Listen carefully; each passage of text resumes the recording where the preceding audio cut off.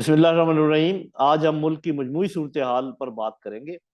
और ये सबको मालूम है कि जब हम मजमूई सूरत हाल की बात करते हैं तो इसमें जो सियासी सूरत हाल है वो भी आपके सामने है, जो माशी सूरत हाल है वो भी आपके सामने है। और उन दोनों के नतीजे में फिर जो मसाइल पैदा हो रहे हैं सिक्योरिटी के, वो भी हमें मालूम है। बल्कि अब तो एक नया मसला पैदा हो गया और वो है कॉन्स्टिट्यूशनल प्रॉब्लम, कि कॉन्स्टिट्यूशन के मुताबिक भी जो चीज़ें चलनी चाहिए जैसे मुल्क में, उस पर भी जो है ना कुछ लोग उसको रजिस्ट करने की कोशिश कर रहे हैं। तो सोचने की बात यह है, मैं ये सबसे ये अपील करता हूँ इस चीज़ पे गौर करें कि पिछले 8-10 महीने से जब जब से ये हुकूमत आई है, रजीम चेंज हुआ है, कोई बेहतरी नजर आ रही है किसी को? अगर आ रही है तो वो कहे कि हाँ जी देखिए फलाने शोबे में बड़ी बेहतरी आ गई, ताकि फिर हम कहें कि चलो यार इनको और इस तरीके से चलने दो। देखें, जब सफर शुरू होता है तो वो फासला कम होना शुरू हो जाता है।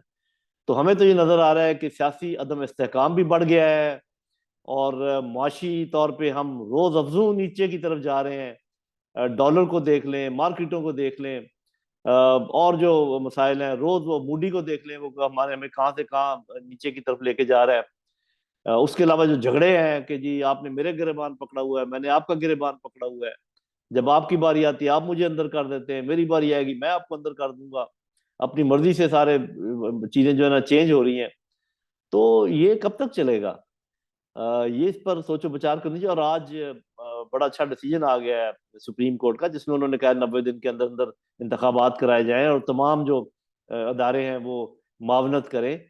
उसकी भी अजीब अजीब तोजी शुरू हो गई है हुकूमत की तरफ से कि जी वो तो ये 4-3 का डिसीजन है और 3-2 का डिसीजन नहीं है, जैसे कि सुप्रीम कोर्ट के जो ऑपरेटिंग ऑर्डर है उसमें लिखा हुआ है। और ये भी लिखा हुआ है क्या करना है। वो जो नीचे नोट्स है उनके ऊपर वो जा रहे हैं। हम मैं तो खैर चूंकि लॉ को ज्यादा नहीं जानता, जो भी होगा वो देखा जाएगा। लेकिन बज़ाहिर नजर ये आ रहा है कि अपनी तमाम तर शिकस्तों के बावजूद, यानी कि हुकूमत को जितने भी इंतखाबात हो रहे हैं उनमें शिकस्त हो रही है, जितने भी मुकदमे हैं उनमें शिकस्त हो रही है, जो पूरी पूरी कौम थू थू कर रही है वो उसके अलावा है। जो चीजें नजर आ रही हैं, जो होते हैं अदाद शुमार जो नजर आते हैं, वो कोई उनमें भलाई नजर नहीं आ रही। तो फिर ये किस बुनियाद पर ठहरे हुए हैं, किस अखलाकी के पास वो है बात के जिस पर ये इधर जाने के लिए तैयार नहीं है।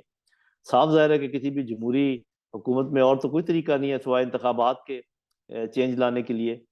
तो खुदारा ये सबसे मेरी अपील है कि अगर आपने इस मुल्क को, जिसको कि सोने जैसे मुल्क को मिट्टी मिट्टी बना दी है हम सब ने मिलकर, इसका दोबारा सफर अगर शुरू करना है तो फौरी तौर पे इंतखाबात करवाए जाएं। भले पीडीएम इसमें जीते, कोई भी जीते, क्योंकि जब एक 5 साल के लिए हुकूमत आएगी तो बैरूनी इन्वेस्टमेंट आएगी, अंदरूनी इन्वेस्टमेंट आएगी, लोगों में एतमाद बढ़ेगा, पॉलिसीज जो है ना वो स्टेबल होंगी, और इस तरीके से जो है ना सारे मामला आगे बढ़ेंगे।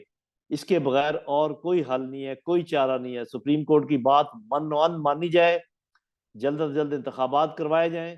हाँ, अगर हुकूमत ये चाहती है कि प्रोविंसेस के इंतखाबात नहीं अलग होने चाहिए तो ठीक है, आप अपनी नेशनल असम्बली भी तहलील करें और उसके भी इंतखाबात करा लें। लेकिन इंतखाबात से इस तरीके का फरार, और जो कॉन्स्टिट्यूशन की है उसकी इस तरीके से धज्जियां उड़ाना, और जो मुकदमों के फैसले होते हैं उनको ना मानना, ये सारी चीजें तो मिलकर पूरे हमारे मुल्क को मजीद नीचे ले जाएंगी। और कितना नीचे और हम जाएंगे, कहाँ तक तनजली का शिकार होंगे। अगर आपने अपना सफर शुरू करना है भलाई की तरफ तो पहले आप रुकें, इंतखाबात करवाएं, और उसके बाद आगे जाया जा सकता है। और कोई तरीका नहीं है मेरे बहन भाइयों, मुझे तो कुछ नजर नहीं आता। और जो लोग ये कहते हैं कि जी इंतखाबात कैसे होंगे इन हालात में, तो बड़े बड़े बुरे हालात में इंतखाबात हुए हैं, पाकिस्तान में भी हुए हैं और मुल्कों में भी हुए हैं। देखना हमें यह है कि अगर ऐसे ही चलते रहे तो फिर हम कहाँ जाएंगे, और अगर इंतखाबात हो गए तो फिर क्या क्या इम्कान हैं। दोनों को कंपेयर करें तो सीधा सीधा नजर आता है कि मौजूदा सूरत हाल सस्टेनेबल नहीं है। इसको हम जारी नहीं रख सकते, इससे हमें नैरी केस निकलना है। और निकलने का एक ही तरीका है, इंतखाबात, जल्द इंतखाबात, शफाफ इंतखाबात। बहुत शुक्रिया।